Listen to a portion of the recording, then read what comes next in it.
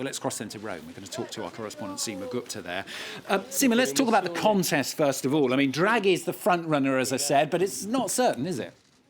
No, it isn't. And it's quite an interesting process in how they're going to carry out this vote. I mean, you've got more than 1,000 parliamentarians as well as regional representatives carrying out this voting process. There's even a special drive-through voting area for those who are voting who are COVID positive. So they've had to adjust to the situation that the country and the world is dealing with.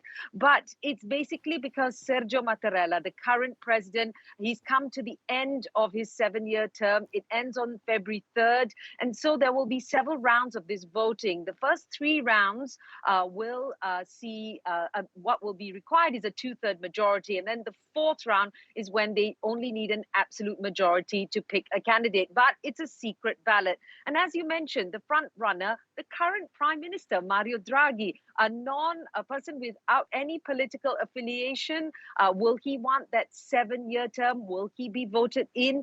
The question remains is who will take over as Prime Minister if he does indeed become president? And could it result in early elections before the end of this current legislature, which is supposed to end in 2023? And we understand that many parliamentarians may not be so keen on the idea of early elections simply because it could result in them losing their jobs. So they may not vote for him as a candidate. Now, we will expect there to be more discussions even this morning as the day progresses to try and find that unifying candidate. That's something that all the different political parties can agree on. But the first round of voting begins at 3 p.m. local time today.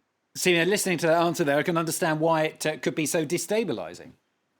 Well, essentially, because of the reforms that Italy has to put in place that have been enacted in order to secure the installments of European Union post-pandemic recovery fund money. Let's not forget, Italy benefited the most out of that massive fund, getting billions of euros. But those euros will only be coming in if those reforms are enacted. And many believe that Mario Draghi is the only one that can carry it out. If he's removed as president, who's going to take over? So there are some other names that are being mentioned.